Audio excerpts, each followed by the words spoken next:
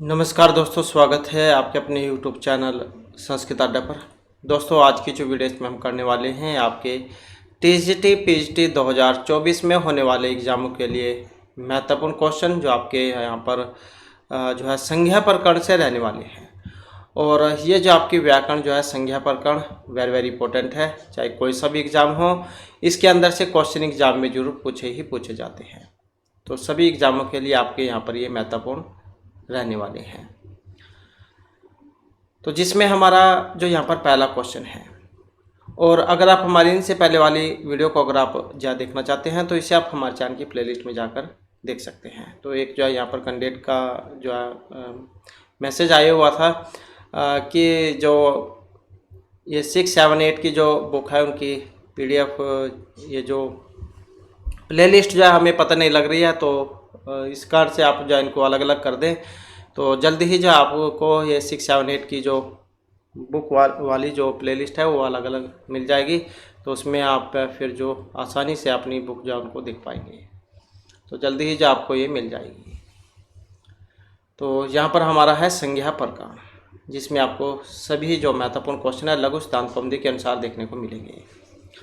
तो इसमें हमारा यहाँ पर सबसे पहला आया था कि असत्य कथनम की, यहाँ पर जो इनमें एक असत्य है अलग है, वो कौन से वाला है। विवृतम को अभ्यंतर प्रयत्न, विवार है बाह्य प्रयत्न है, ईषद विवृतम अभ्यंतर प्रयत्न है या संवृतम बाह्य प्रयत्न है। तो एक गलत है इनमें, अब कौन से वाला है और क्यों है। तो यहाँ पर देखें तो जो ऑप्शन डी वाला है संवृतम बाह्य प्रयत्न, तो यही जो यहाँ पर गलत है। प्रयत्न दो होते हैं, कौन से, एक होते हैं आभ्यंतर प्रयत्न और एक होते हैं बाह्य प्रयत्न। आभ्यंतर 5 होते हैं और बाह्य 11 होते हैं। तो ये जो यहाँ पर संवृत जो आया है बाह्य प्रयत्न के अंतर्गत, तो यही जो है यहाँ पर इसका गलत है, क्योंकि जो संवृत जो है आपका आभ्यंतर जो प्रयत्न है उसके अंतर्गत ये आता है। तो विवृत और ये जो अभ्यंतर प्रयत्न जो 5 है कौन कौन से हैं, जिसमें सपृष्ठ, ईषद सपृष्ठ, ईषद विवृत, विवृत और समृत आ जाते हैं। सपृष्ठ वर्ण जो आपके स्पर्श वर्ण जिन्हें कहा जाता है का से लेकर माँ तक, जिनकी संख्या 25 होती है। ईषद सपृष्ठ वर्ण जिन्हें आप अंतस्थ वर्ण के नाम से जानते हैं, यह अलावा 4 ये होते हैं, यण वर्ण भी कह देते हैं इनको। इसके बाद ईषद विवृत है, उष्ण वर्ण इनको कहा जाता है, इनकी संख्या भी 4 होती है। स स स ह। विवृत आ जाता है जो आपके अच जो होते हैं स्वर, अ ई उ, री ल री, ए ओ ऐ औ, ये वाले आ जाते हैं। इसके अलावा एक समृत भी होता है। तो अप्रयोग की दशा उच्चारण की दिशा में असमृत होता है, असमृत। तो ये तो बात थी यहाँ पर आपके अभ्यंतर प्रयत्न की। अब जो यहाँ पर बाह्य प्रयत्न की जो बात हुई है, बाह्य प्रयत्न जो कितने हैं, तो ये 11 होते हैं। विवार, समास, अघोष, संवार, नादघोष, अलप्राण, महाप्राण, उदात और दात और सवृत। तो यहाँ पर जाए इसी कारण से समृत बाह्य प्रयत्न जाए गलत है। इसी के आगे फिर यहाँ पर एक चार्ट जो है इसके माध्यम से भी समझाया गया है। तो ये आप देख सकते हैं यहाँ पर आभ्यंतर प्रयत्न सपृष्ठ, ईषद सपृष्ठ, ईषद विवृत, विवृत और समृत यहाँ पर आ जाते हैं। सपृष्ठ वर्ण आपके 25 होते हैं का से लेकर माँ तक। अंतस्थ वर्ण ये 4 होते हैं, यार अलावा। ईषद विवृत आपके उस वर्ण को कहा जाता है, सलबी इनको कहा जाता है, तो यह याद रखेगा, स स स ह। इसके अलावा फिर विवृत आ जाते हैं जो आपके अच स्वर होते हैं, अ ई उ, री ल री, ए ओ ऐ औ, और ये आपके समृत आ गए। ये तो है अभ्यंतर प्रयत्न। इसके बाद आ जाते हैं यहाँ पर जो आपके बाह्य प्रयत्न है, विवार, समास, अघोष, संवार, नादघोष, अलप्राण, महाप्राण, उदात अनुदात, सवृत। और जैसे विवार, समास, अघोष है, खर प्रत्याहार भी इनको कहा जाता है। तो एग्जाम में जब उलझाने के लिए खर, हस, तो यह ज़्यादातर आपको देखने को मिलेंगे, तो ये आप याद रखिएगा। विवार, समास, अघोष के अंतर्गत खर में क, ख, च, छ, ट, ठ, त, थ, प, फ, मतलब जो आपके ये पहला और दूसरा जो वर्ण है ये आ जाएगा अघोष में। दूसरा घोष या सघोष इसको कहा जाता है, तो इसमें आपको तीसरा, चौथा, 5वां जो वर्ण है ये देखने को मिलेगा। तो विवार, समास, अघोष और जो खर प्रत्याहार है इसमें पहला, दूसरा वर्ण और स ये जो उसम वर्ण है ये आपको देखने को मिलेंगे। इसके बाद जो संवार नाद घोष और जो होते हैं इनको हस प्रत्याहार कहा जाता है। तो इसके अंतर्गत तीसरा, चौथा, पांचवा जो वर्ण है ये आपको तृतीय, चतुर्थ, पंचम वर्ण जो है ये देखने को मिलेगा। और इसके अलावा ह और यार अलावा जो है ये भी आपको देखने को मिलेंगे अंतस्थ वर्ण। इसके बाद आ जाता है अलप प्राण। अलप प्राण जो है इसमें आपको पहला, तीसरा और पांचवा वर्ण देखने को मिलेगा। और इसकी पहचान आप वैसे नहीं, अगर आपको याद रहता है तो ऐसे आप याद कर सकते हैं जिसको बोलने में कम समय लगे तो उन्हें हम अलप कहेंगे, और जिनको बोलने में अलप से ज़्यादा समय लगे तो उनको हम महाप्राण वर्ण कहेंगे। इसमें दूसरा, चौथा वर्ण है। तो वर्गों का प्रथम, तृतीय, पंचम वर्ण इसमें आएगा, क, ग, च, ज, ञ, और इसके अलावा यार अलावा। इसके बाद जो फिर महाप्राण आ जाते हैं। महाप्राण जो है ये इसमें क्या है, दूसरा और चौथा आएगा। इसके अलावा जो सल है, जैसे कि ऊपर हमने पढ़ा था सल, तो स, स, स, ह उसम वर्ण जो होते हैं ये आ जाएंगे इसमें, दूसरा, चौथा और स, स, स, ह। उदात, अनुदात और स्वरित इसमें आपके आज जो है वे आ जाएंगे, अ, इ, उ, रि, ली, ए, ओ, आई, आओ। तो ये जो आपके आ जाएंगे, तो ये आप याद रखिएगा। ये इनकी संख्या कितनी है, 3, 2, 5 और 2, 7 और 2, 9।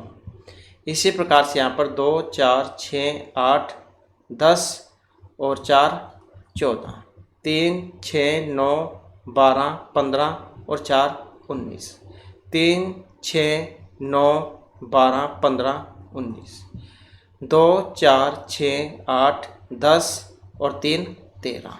तो ये भी संख्या एक बार जो एग्ज़ाम में पूछी गई थी, तो अगर कोई रह जाता है तो आप इसमें देख लेना, वैसे तो इतने जो ये होते हैं। इसके बाद हमारा जो नेक्स्ट क्वेश्चन है, अधोलिखित सूची द्वयम सुमेल्यम शुद्धम विकल्पम चिन्होतु। तो यहाँ पर इसका सही बताना आपने, तो मिलान करने वाला जो है यहाँ पर इसका है ये।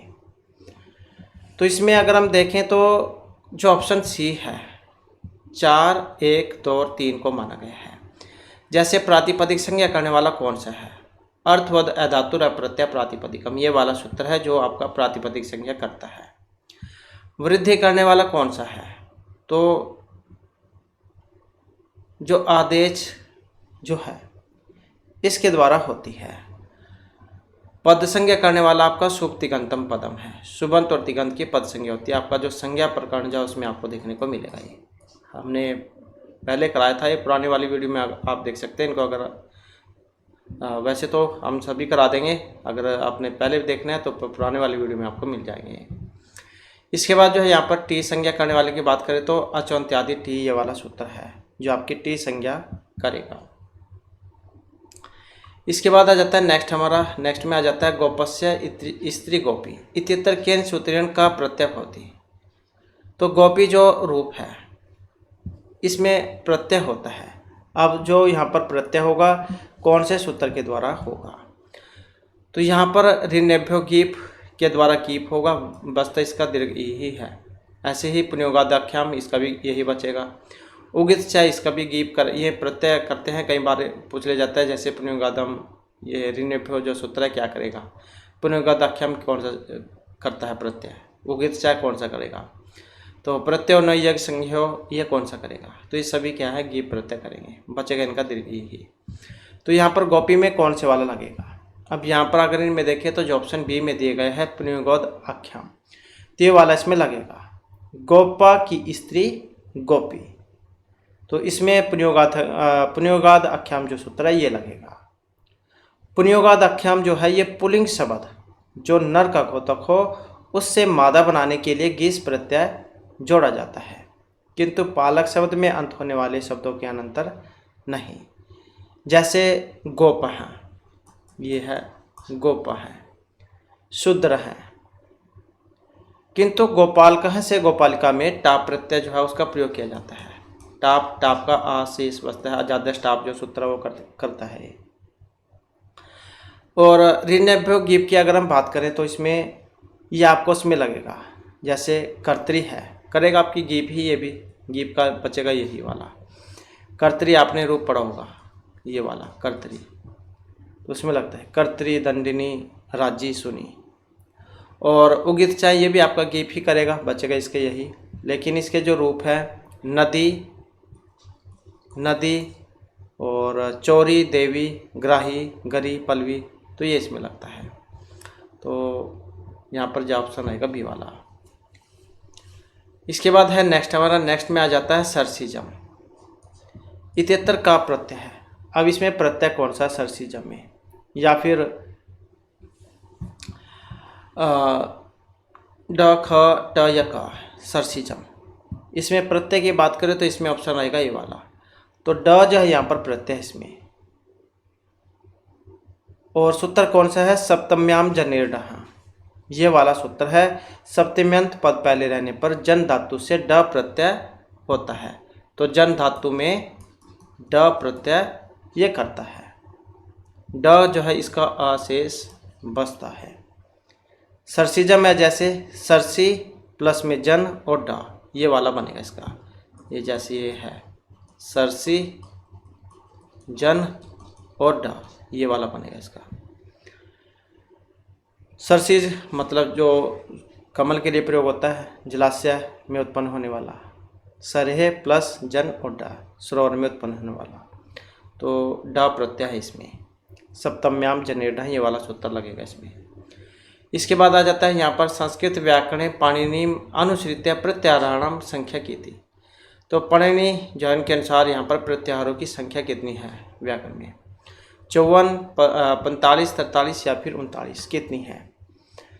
तो इनके अनुसार जो यहाँ पर इसमें मानी गई है, तो इनकी संख्या जो है ये 43 मानी गई है। तो ऑप्शन जो है यहाँ पर सी वाला इसका बनेगा। प्रत्याहार का मतलब क्या है, प्रत्याहार जो होता है इसका मतलब होता है छोटा करना, मतलब संक्षिप्त करना। तो ये इसका मतलब है संक्षिप्त करना। और आदि अंतेन संहिता, आदि वर्ण अंतिम इत वर्ण के साथ मिलकर प्रत्याहार बनाता है, जो आदि वर्ण एवं इत संज्ञक अंतिम वर्ण के पूर्व आए हुए वर्णों का समष्टि रूप में बोध कराता है। तो 43 जो यहाँ पर इनकी संख्या मानी गई है। तो ये आप याद रखिएगा। इसके बाद आ जाता है नेक्स्ट हमारा,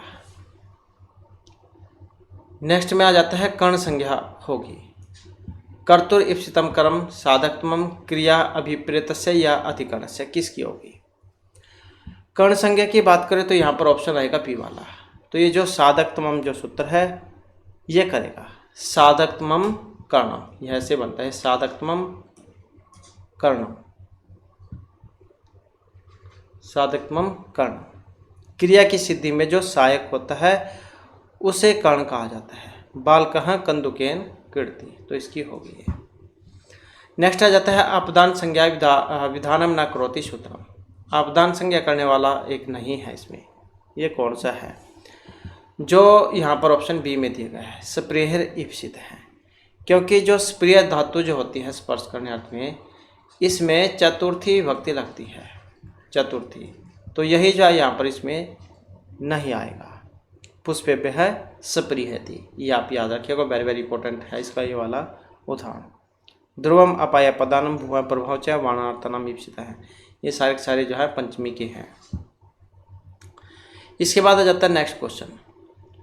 क्वेश्चन है यहाँ पर कि अच प्रत्याहार न बाधित हो भवति। अच प्रत्याहार में नहीं है, च, रि, अ या ए, कौन सा है। अब जो यहाँ पर ऑप्शन ए में जो दिया गया है च, तो यही नहीं है। अच प्रत्याहार च न बाधित भवति। अच प्रत्याहार के अंतर्गत च का बोध नहीं होता है। अब ये प्रत्याहार कैसे बनते हैं, हमने इनसे पहले वाली जो वीडियो थी इसमें प्रत्याहार किए थे। आई ऊन रिलिरिक एवं एओच, ये वाले अ से लेकर चा तक के जितने भी हलंत वो सारे आपने छोड़ देने हैं। आई ऊन है जैसे अ, ई, उ, अणा, तो ये जो अणा है ये छूट जाएगा, इससे पहले वाले ले लेने हैं।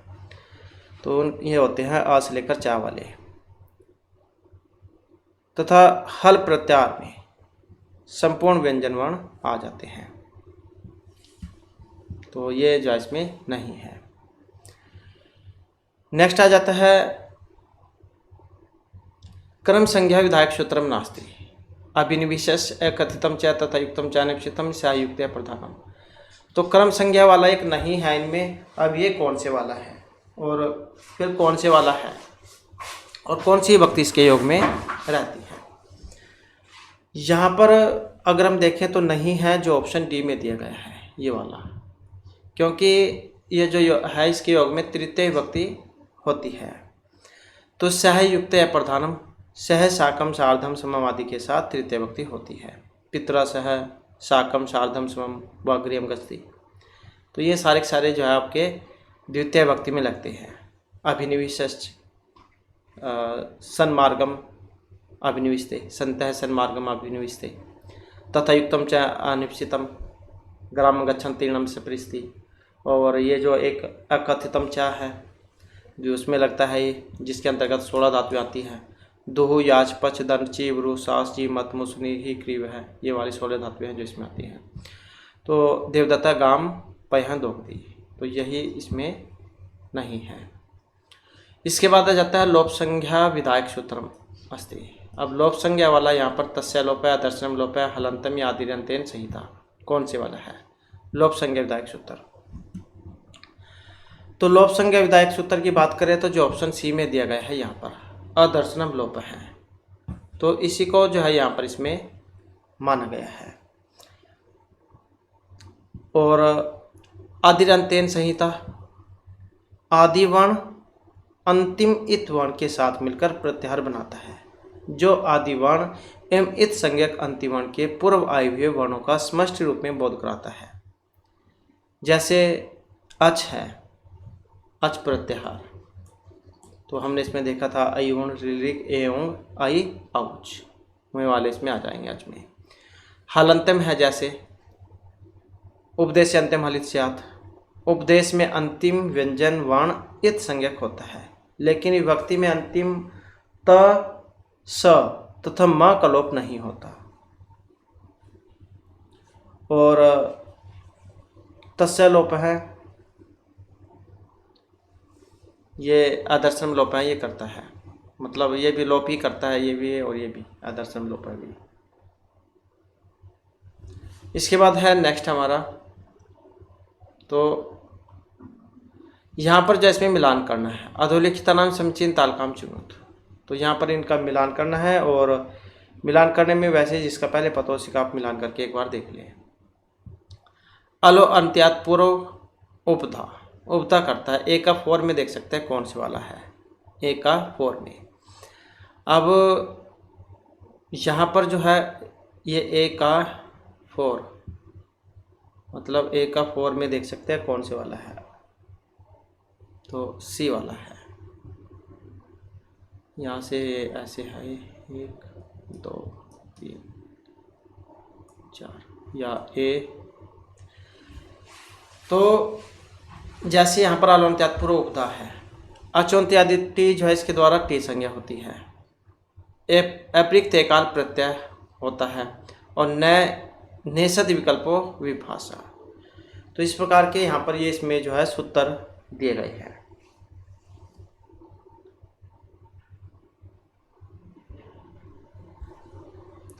इसके बाद है अभ्यंतर प्रयत्न अनुसरण को इत्यस्य उदित ध्वनि वर्ग अस्ति।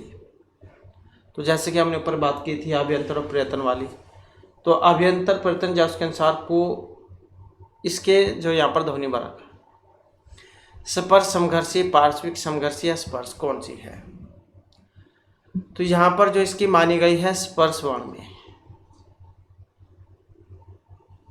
अभ्यंतर प्रयत्न के अनुसार को ध्वनि वर्ग का स्पर्श प्रयत्न होता है। काद्यमावसाना, यह अपने सूत्र भी पढ़ा होगा, काद्यमावसाना जाए स्पर्श में लगता है, का से लेकर मा तक जिनकी संख्या 25 होती है। कुअरग चुअरग टुअरग पुअरग, मतलब को छोटो तो को एक ही बात है, तो ये उसमें आएगा स्पर्श में। नेक्स्ट आ जाता है जक्षित आते हैं सट इत्यनेन विधीयते, नधि अभ्यस्त परगृह्य या निष्ठा संज्ञा। और इसमें अगर हम देखें तो कौन सा बनेगा इसका, तो यहाँ पर बनेगा ऑप्शन सी वाला, तो क्या होगी इसकी अभ्यस्त संज्ञा। नेक्स्ट आ जाता है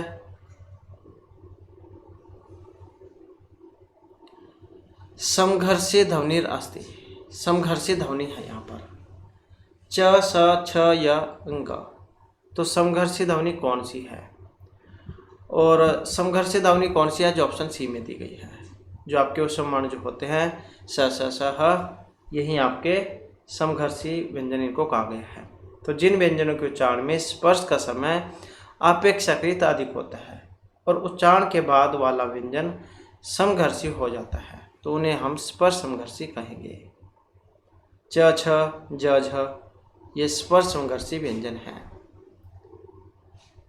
और यमगणम यमगणन तो ये आपके नासिक के वर्ण होते हैं। इसके बाद है नेक्स्ट में आ जाता है अवंग आदेश कस्य स्थाने भवति। अवंग आदेश और अवंग आदेश जो है यहाँ पर रहेगा ऑप्शन सी में। ये अंत्य का है, अंत्य स्थाने भवितव्य तो वर्ण के स्थान पर होता है क्योंकि अवंग में ग कार की हलंत्यम से संज्ञा होती है। ये जो ग जो है ये जो बाद में है ये वाला, तो इसमें क्या है ग कार की हलंत्यम से संज्ञा होगी और तस्य लोपे से लोप होगा, जो कि ऊपर हमने उसमें पढ़ा था पहले वाले क्वेश्चन में। तस्य लोपे से लोप होगा, लोप होकर केवल इसका अवशेष बचेगा। ये गा जो इसका लोप हो जाएगा। तो ग की इस संज्ञा होने के कारण यह है गित है, इसलिए अंत्य वर्ण के स्थान पर आदेश होगा। अवंग सुपोटाइनस्य ये सूत्र है जो आपका अवंग करता है। नेक्स्ट आ जाता है वृद्धि संज्ञक वर्ण।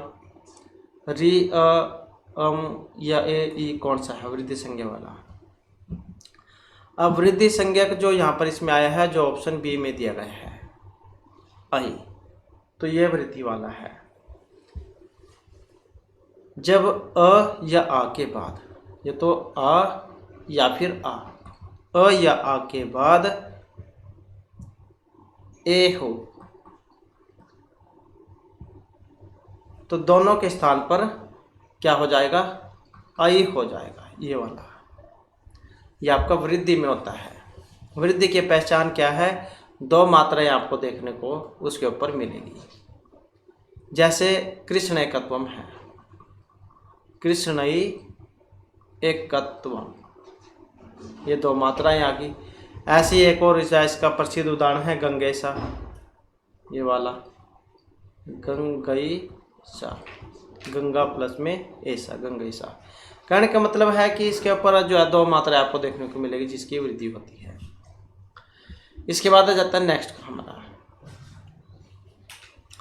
नेक्स्ट में है यहाँ पर संस्कृत व्याकरण इस संज्ञक किम भवति। संस्कृत व्याकरण में इस संज्ञक होते हैं आगम है, विपर्य है, वृद्धि या फिर लोप। और इसमें जो यहाँ पर माने गए हैं ऑप्शन डी में जो दिए गए हैं तो क्या है ये लोप होते हैं।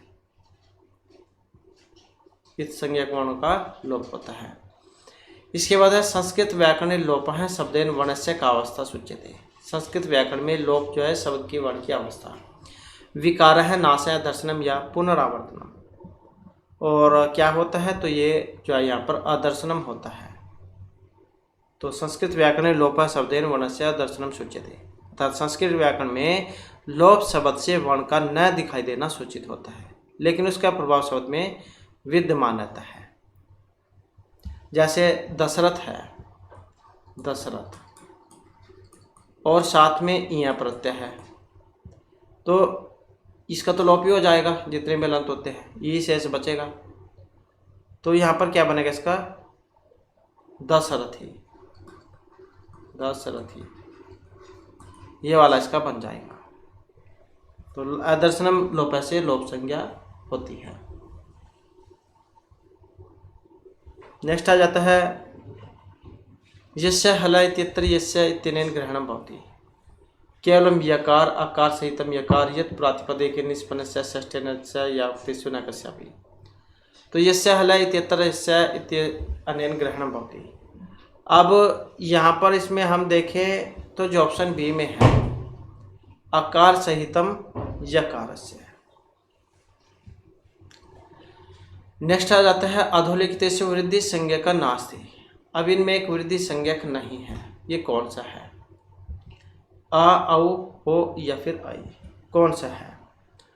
और वृद्धि संज्ञा की अगर हम यहाँ पर बात करें तो जो ऑप्शन बी में दिया गया है ओ, तो यही जो इसमें नहीं है। अब वृद्धि भी कई बार सूत्र भी आ जाता है वृद्धि संज्ञा करने वाला, तो वृद्धि रादेच जो सूत्र है ये करेगा आपका वृद्धि संज्ञा। वृद्धि रेचि से वृद्धि होगी और वृद्धि रादेच से वृद्धि संज्ञा, ये वाला सूत्र है वृद्धि रादेच,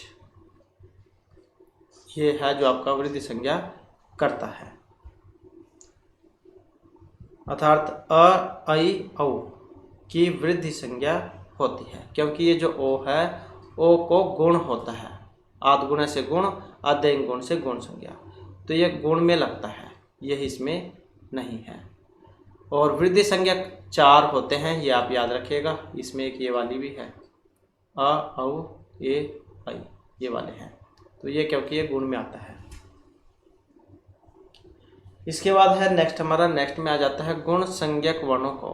अब वही जो यहाँ पर आ गया है, इसमें पूछ लिया गया है कि गुण संज्ञा वाले जो वर्ण हैं ये कौन कौन से होते हैं। तो यहाँ पर अगर हम इसमें देखें तो जो ऑप्शन डी में दिए गए हैं ए ओ, तो यही जो यहाँ पर माने गए हैं। आदेंग गुण से गुण संज्ञा होगी, इसमें अ ए ओ वर्णों की गुण संज्ञा होगी।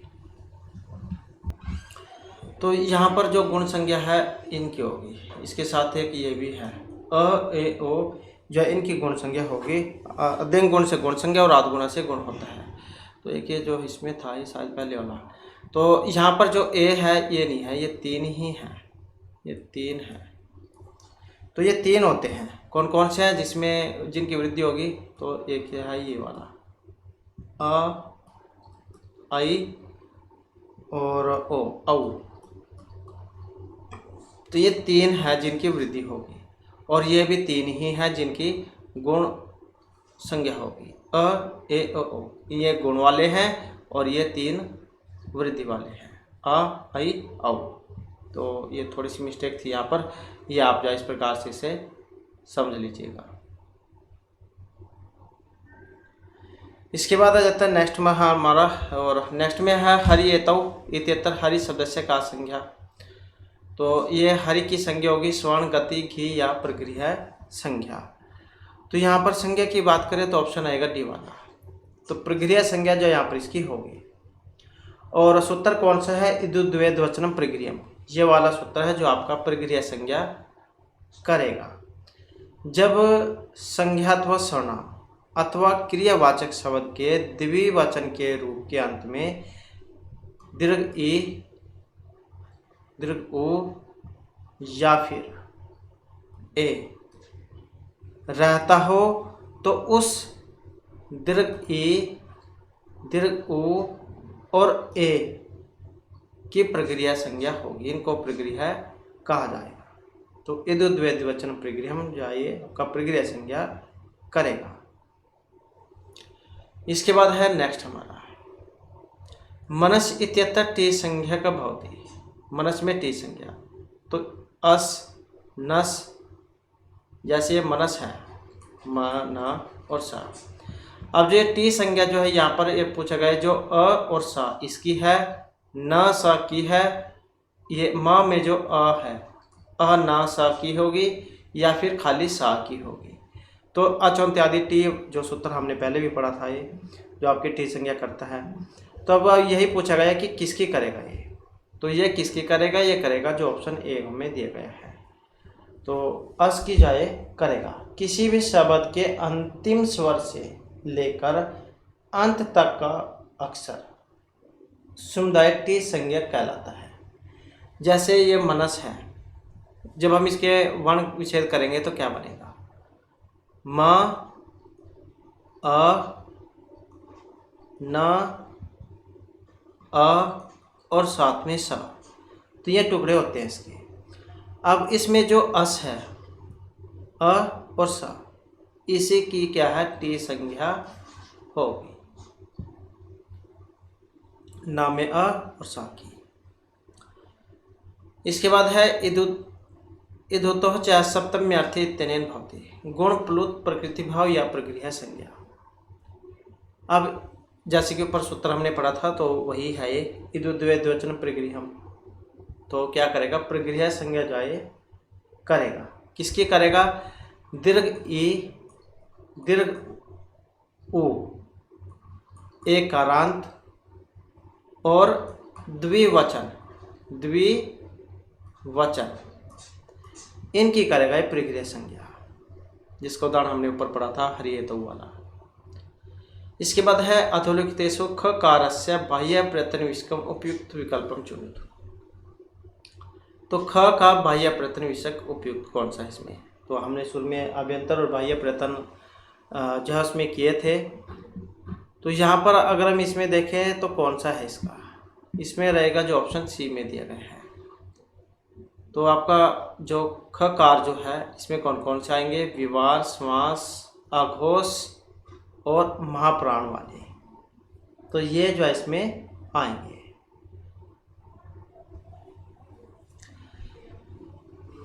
नेक्स्ट आ जाता है निम्नलिखितेषु नदी संज्ञक शब्द वर्तते, जिसकी नदी संज्ञा होती है। अब नदी संज्ञा करने वाला सूत्र कौन सा है, युस्त्राख्यो एक सूत्र है, युस्त्राख्यो नदी जो नदी संज्ञा करता है। तो कौन से की करेगा यहाँ पर, नर्तकी, गौरी, कुमारी या तरुणी, क्योंकि दीर्घ ई में तो करता है। अब यहाँ पर कौन सा है जिसकी करेगा, जो ऑप्शन सी में दिया गया है गौरी, तो इसकी करेगा ये। तो ये जो सूत्र है युस्त्राख्यो नदी, इस सूत्र से नित्य स्त्रीलिंग, कौन सा, स्त्रीलिंग, दीर्घ इकारांत और दीर्घ उकारांत शब्द नदी संज्ञक होते हैं, और जिन शब्दों का केवल स्त्रीलिंग में ही प्रयोग होता है ऐसे शब्द नित्य स्त्रीलिंग कहलाते हैं, और वे इदंत और उदंत भी हों तो भी नदी संज्ञा ही होगी। जैसे नदी है, गौरी है और वधु है, तो इनकी होगी। इसके बाद आ जाता है ऐ औच इति सूत्र आरम्भ अर्थात एत्यो स्वर्ण संज्ञा न होती है। तो नहीं है, अब कौन सा है, तो जो यहाँ पर ऑप्शन सी में दिया गया है ये वाला ओ और औ, तो यही जो नहीं है। ऐ औच इस सूत्र के प्रारंभ के सामर्थ्य से ओ और औ की स्वर्ण संज्ञा नहीं होगी, ये जो है तो इसी की स्वर्ण संज्ञा नहीं होगी। तुलस्य प्रथम स्वर्णम, जिस वर्ण का उच्चारण स्थान और अभ्यंतर प्रथम समान होता है तो उसकी होगी स्वर्ण संज्ञा। तुलस्य प्रथम स्वर्णम ये स्वर्ण संज्ञा करेगा और फिर उनकी होगी। नेक्स्ट आ जाता है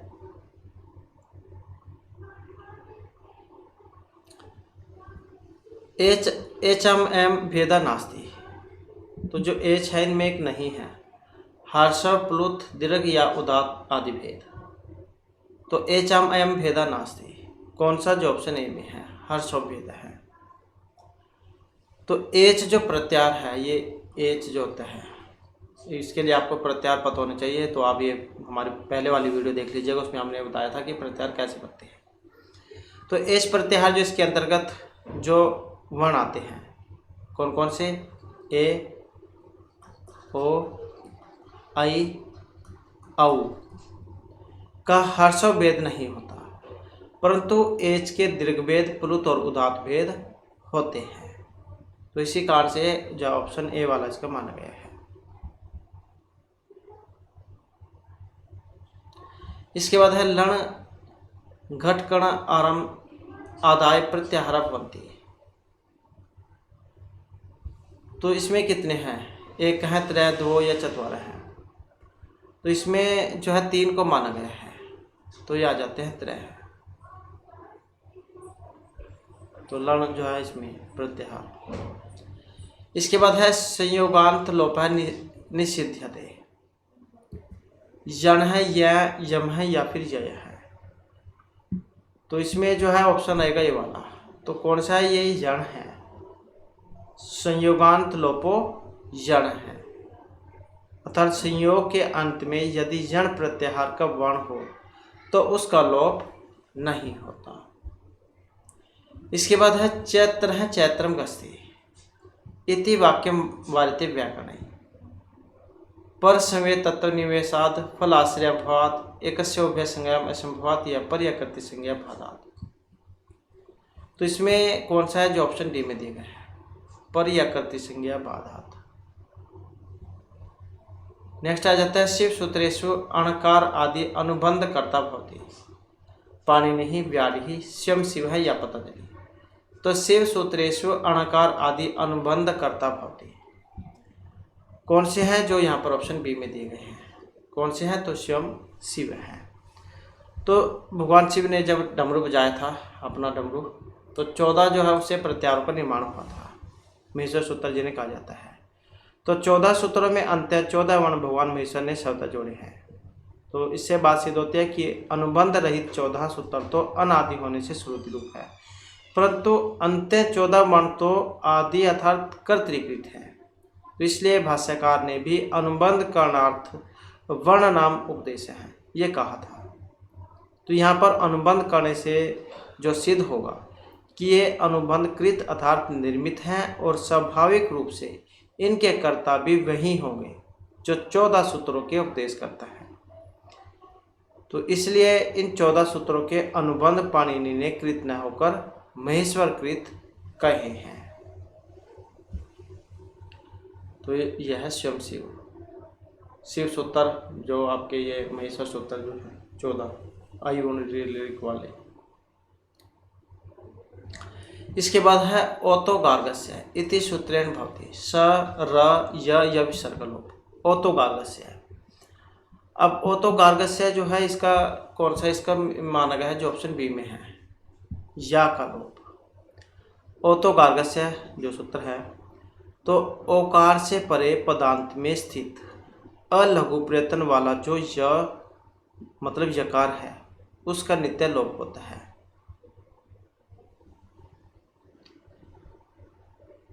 इसके बाद है संस्कृत व्याकरणसारम भवति इतिस्य का संज्ञा। धातु कौन सी है इसमें, वो धातु है। अब इसमें संज्ञा निष्ठा भाव पदम या सर्वनाम स्थान कौन सी होगी। तो यहाँ पर जो इसमें मानी गई है जो ऑप्शन बी में है पद संज्ञा होगी इसकी। शुभ तिगंतम पदम संज्ञा प्रकार में आए आपने पढ़ा होगा। सुबंत ये सूत्र है शुभ तिगंतम पदम, सुबंत और तिगंत की पद संज्ञा होगी। सुबंत जो आपके राम के रूप है, तिगंत जो आपकी धातु होती है पढ़ती पढ़ता प्रंथी ये वाली, तो ये तिगंत है। तो इनकी क्या है पद संज्ञा होती है। अब शुभ कितने होते हैं तो सु औजस जो है ये 21 होते हैं।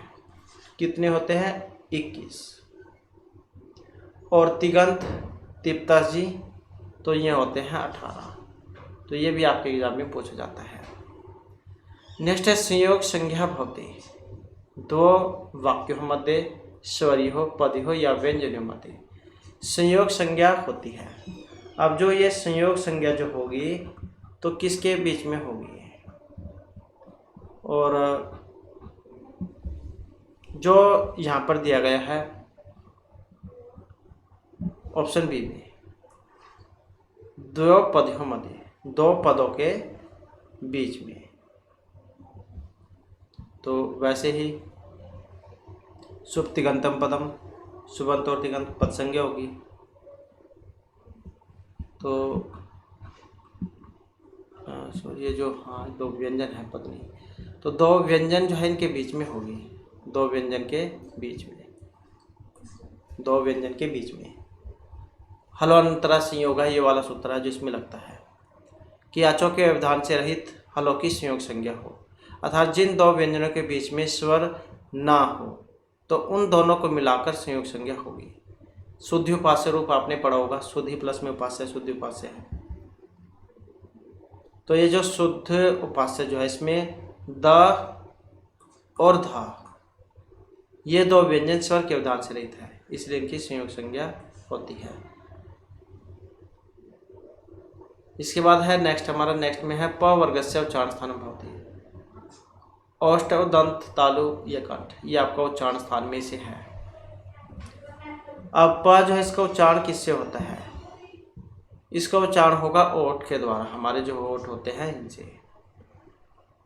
तो यहाँ पर आपने इसमें सूत्र भी पढ़े होंगे, जैसे इच्युसानाम तालु, ऋतुसानाम मूर्धा, दरितुलसानाम दंता, आकुह विसर्जनम कंठ, यम गणना नाम नासिका, ए दैतौ कर्तालु, वकारस्य दंतोष्टम, जिह्वमूलस्य जिह्वमूलम, नासिका अनुस्वारस्य और ओ दैतौ कंठोष्टम। तो ये उच्चारण स्थान होते हैं। तो उपपद्यमान नाम ओष्ठ, उ और पूरक जो है इनका उच्चारण हमारे होठ के द्वारा होता है। जैसे लिरी तुलसनम दंत होता है, अकुह विसर्जनम कंठ होता है, इच्युसानाम तालु होता है। इसके बाद आ जाता है विभाषा संज्ञक होता है। अब यहाँ पर विभाषा संज्ञक होते हैं तो कौन से हैं? अब यहाँ पर देखें तो जो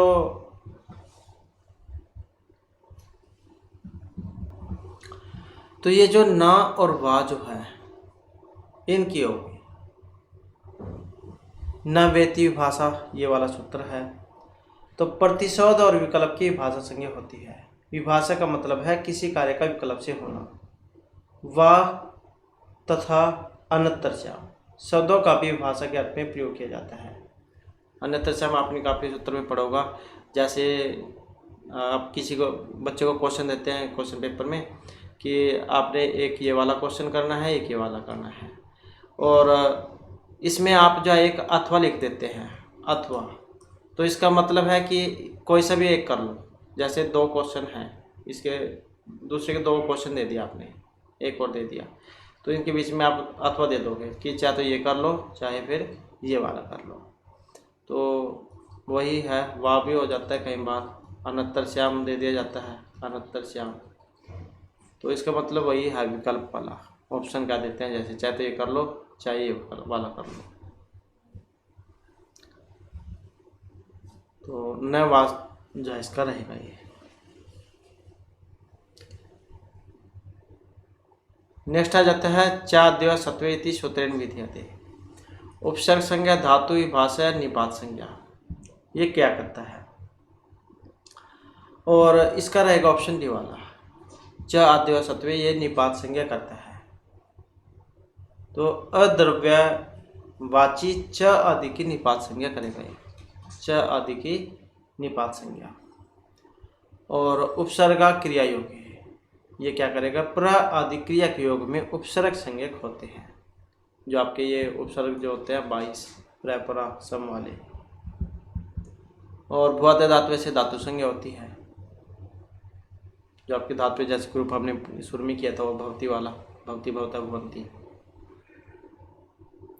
इसके बाद नैवेती भाषा इतर इति शब्द से किम प्रयोजनम, जाति बोधन अर्थ स्वरूप या संज्ञा बोधनम, नैवेती भाषा।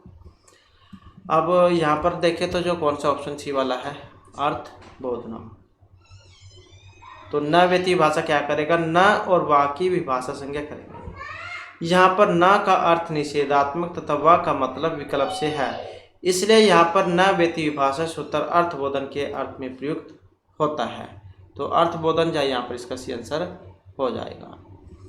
नेक्स्ट में आ जाता है हमारा हलंत्यम इत्यत्र अनन्य आश्रय दोष परिहाराय भट्टोजी दीक्षित इनका पक्ष स्वीकृत है। आवृत्ति एक शेषा तंत्रम या समाहार द्वंद्व है। अब यहाँ पर अगर हम इसमें देखें तो जो ऑप्शन ए में है आवृत्ति ही, तो यहाँ पर इसको माना गया है। तो अनन्य आश्रय दोष का परिहार क्या है? इसी दोष के निवारण के लिए भट्टोजी दीक्षित ने एक सरल उपाय अपनाया था, हलंत्यम सूत्र की आवृत्ति। तो प्रथम जो सूत्र है इसमें केवल 14 सूत्र हल के अंत्य वर्ण ल की संज्ञा की जाती है, और कौमुदी में पठित प्रथम सूत्र ही आवृत्ति सूत्र है। द्वितीय हलंतम है। सर्वत्र हल प्रत्याहारस्य महेश्वर सूत्र से जो अंतिम वर्ण लकार है उसकी संज्ञा होगी, और इतने ही अर्थ से ल की संज्ञा करने पर अधिरंत्यन सेता की प्रवृत्ति हो जाएगी और हल प्रत्याहार बन जाएगा। तो बस आपने सीधी सी बात ये याद रख लेनी है। तो आवृत्ति जो यहाँ पर इसका माना गया है। इसके बाद है भट्टोजी दीक्षित मते उपदेश शब्द हैं। ये सभी के सभी आपको जो असंज्ञा प्रकरण में देखने को मिलेंगे। लोप करने वाला, उपदेश करने वाला, आदेश करने वाला, आगम करने वाला। तो यहाँ पर भट्टोजी दीक्षित मते उपदेश शब्द हैं। और कौन सा है जो ऑप्शन ए में दिए गए हैं। तो भाव घ अंत है। तो भू आदि धातु, ऐ उण आदि सूत्र, उणादि सूत्र, वाक्य, लिंग, अनुशासन, आगम, प्रत्यय और आदेश ये उपदेश माने जाते हैं। तो उपदेश शब्द में उपसर्ग पूर्वक दिस धातु से कई आचार्यों में कर्ण अर्थ में घ प्रत्यय करके सिद्धि हुई है और उपदेश का मतलब शास्त्र माना गया है। किंतु प्रौढ़ मनोरमा में जो दीक्षित जी ने अनेक तर्कों के द्वारा खंडित करके उपदेश पद का अध्यवचारणार्थ मानते हुए भावार्थ में घ प्रत्यय किया था। तो उपदेश शब्द में भय जो है यहाँ पर भावार्थ में घ प्रत्यय माना गया है। इसके बाद है अ इति संज्ञा कति वर्ण नाम वर्तते। चतुर्विंशति, द्वादश, अष्टादश या दशनाम। अ इति संज्ञा कति वर्ण नाम वर्तते। तो कितने वर्णों की यहाँ पर होती है। तो कितनों की, तो ये होती है 18 की। और वेरी वेरी इंपॉर्टेंट है ये वाला। अगर किसने हरियाणा में स्टेट का भी एग्ज़ाम दिया होगा तो बहुत ज़्यादा क्वेश्चन उसमें आया हुआ है। तो इनकी संख्या कितनी है, 18 होती है। अ इ उ, ये जो अ इ उ जो है ये इसके हैं 18 भेद। और ए, आई और औ, एक और है ओ, ये वाला आई ओ औ, ये है 12। री और लरी इनके हैं 30 भेद। तो ये पूछे जाते हैं एग्जाम में, वेरी वेरी इंपॉर्टेंट है ये वाला। आई ओन 18, ए आई ओ औ 12, रे लरी के 30 भेद होते हैं। इसके बाद च वर्गस्य उच्चारण स्थानम अस्ति। तो ये आपका उच्चारण है। तो च का उच्चारण किससे, इच्वसनम तालु, ईच वर्ग या और सा, ईच वर्ग या सा, इनका उच्चारण होगा तालु से। नेक्स्ट आ जाता है गुण संज्ञक वर्ण संति। गुण संज्ञक वर्ण। अब गुण संज्ञक वर्ण कौन से हैं इसमें, जो ऑप्शन ए में दिए गए हैं। अ, ए और ओ, ये जो 3 जब जैसे कि हमने ऊपर भी पढ़ा था उसमें, तो ये हैं। ये फिर आगे वृद्धि वाले हो जाएंगे। तो ये गुण संज्ञक हैं 3। अध्ययन गुण से गुण संज्ञा, अध गुण से गुण होता है।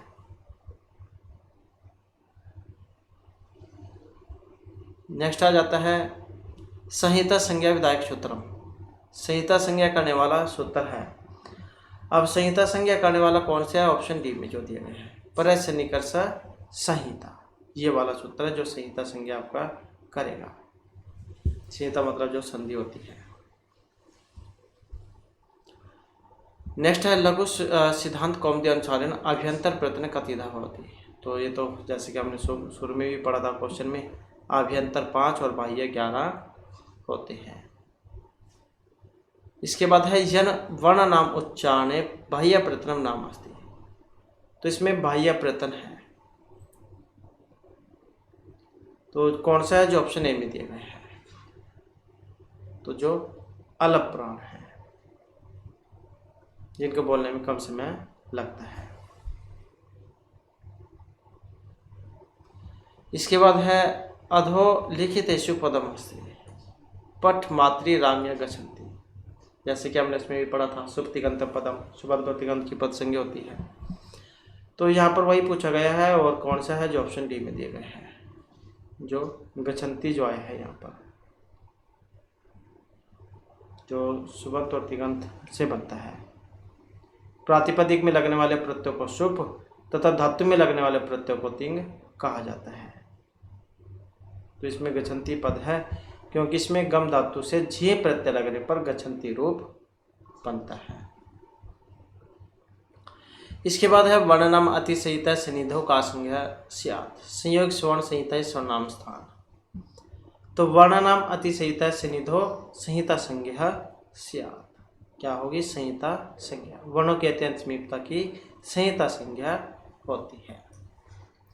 इसके बाद है सु आदि पंच प्रत्यय नाम संज्ञा भवति संयोग स्वर्ण संहिता सर्वनाम स्थानम। तो सु आदि पंच प्रत्यय नाम संज्ञा भवति, तो कौन सी होती है? इसे कहा जाता है सर्वनाम स्थान संज्ञा। पुल्लिंग और स्त्रीलिंग शब्दों के आगे लगने वाले सुट प्रत्यय, ये 5 होते हैं। तो ये भी पूछा जाता है, वेरी वेरी इंपॉर्टेंट है ये वाला क्वेश्चन भी। कौन कौन से होते हैं? सु, औ, जस, औ। तो ये होते हैं 3 और 2 5, तो ये 5 होते हैं। तो इनकी सर्वनाम स्थान संज्ञा होगी।